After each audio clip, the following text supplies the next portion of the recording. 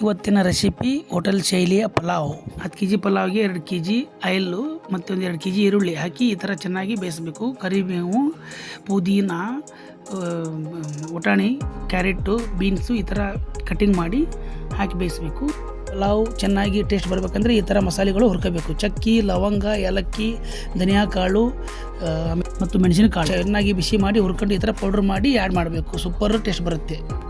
ಗರಂ ಮಸಾಲ, ಕಸ್ತೂರಿ ಮೆಂತೆ ಮತ್ತು ಚೆನ್ನಾಗಿ ಬೇಯಿಸಬೇಕು. ಈ ಥರ ಗುರಾಡ್ಕೊಂತ ಬೆಳ್ಳುಳ್ಳಿ, ಶುಂಠಿ ಪೇಸ್ಟು, ಕೊಬ್ಬರಿ ಮಸಾಲ, ಪತ್ರಾಜ ಎಲೆ ಹಾಕಿ ಸಣ್ಣಗೆ ಈ ಥರ ಕುದಿಸ್ಬೇಕು, ಗುರಾಡಬೇಕು ಚೆನ್ನಾಗಿ.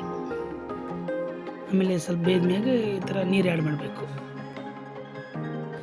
ಆಮೇಲೆ ನೀರು ಹಾಕ್ಕೊಂಡು ರುಚಿಗೆ ತಕ್ಕಷ್ಟು ಉಪ್ಪು ಆ್ಯಡ್ ಮಾಡಬೇಕು. 10 kg ಲೆವೆಲ್ಗೆ ನಾನು ಈ ಥರ ಆ್ಯಡ್ ಮಾಡಿದ್ದೀನಿ. ಇಷ್ಟು 1 to ಡಬಲ್ ನೀರನ್ನು ಬಿಸಿ ಮಾಡಿ ಇಟ್ಕೊಂಡಿದ್ದೆ. ಈ ಥರ ಡಬಲಲ್ಲಿ ಮಿಕ್ಸ್ ಮಾಡಿದೆ. ನೀರು ಕುದ್ಮೇಲೆ ಅಕ್ಕಿಯಲ್ಲಿ ಆ್ಯಡ್ ಮಾಡಬೇಕು.